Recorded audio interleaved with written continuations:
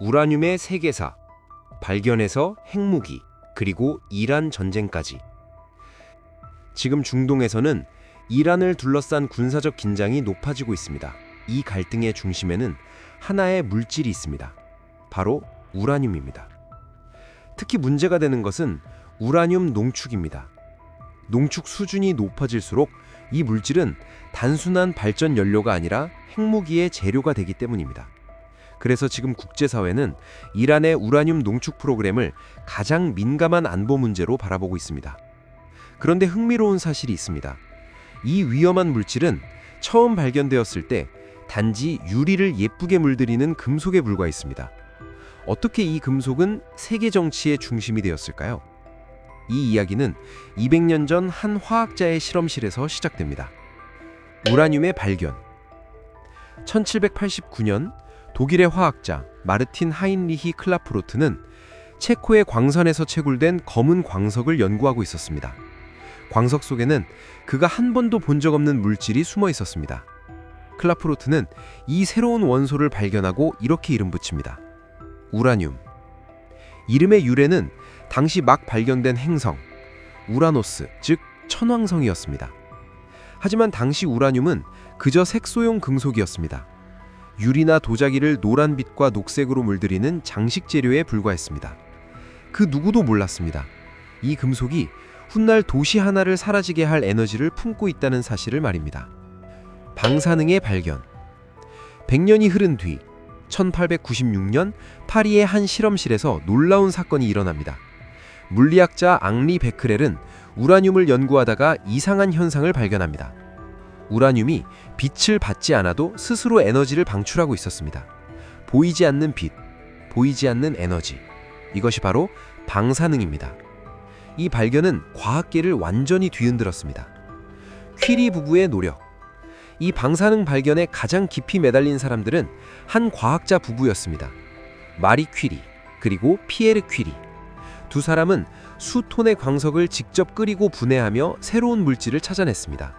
그 물질의 이름은 라듐. 라듐은 밤에도 빛났습니다. 마치 물질 속에 작은 태양이 들어있는 것처럼 말입니다. 우라늄을 연구하던 베크렐은 우연히 방사능이라는 현상을 발견했습니다. 그리고 퀴리 부부는 우라늄보다 훨씬 강한 방사능을 내는 라듐을 발견하면서 원자 속에 숨겨진 거대한 에너지의 존재를 처음으로 보여주었습니다. 핵분열의 발견. 1938년 독일 베를린의 실험실에서 또 하나의 역사적인 발견이 이루어집니다. 과학자 오토 한. 그는 실험 도중 이해할 수 없는 결과를 발견합니다.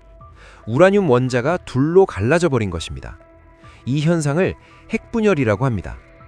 핵분열이 일어날 때 막대한 에너지가 방출됩니다.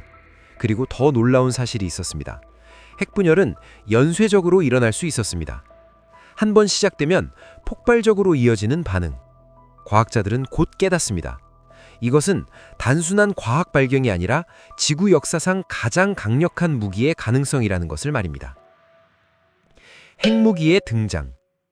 이 사건 이후 세계는 급격히 움직이기 시작합니다. 1939년 아인슈타인의 편지가 미국 대통령에게 전달됩니다. 1942년 미국은 맨해튼 프로젝트를 시작합니다. 그리고 1945년 인류는 처음으로 핵무기를 사용하게 됩니다.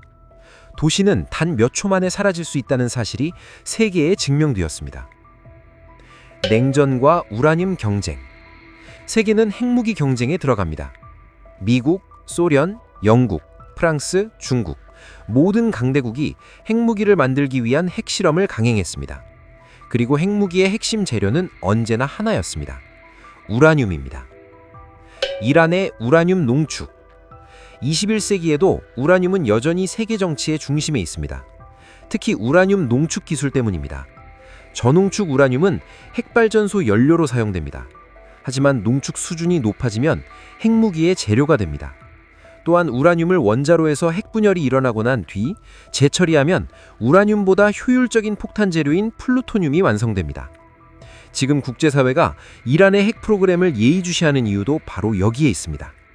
18세기에는 단지 유리를 물들이던 금속, 하지만 20세기에는 인류 역사상 가장 강력한 무기가 되었고 21세기에는 국제정치의 중심이 되었습니다.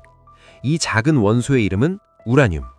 그리고 이 원소의 이야기는 지금 이란 전쟁에서도 계속되고 있습니다.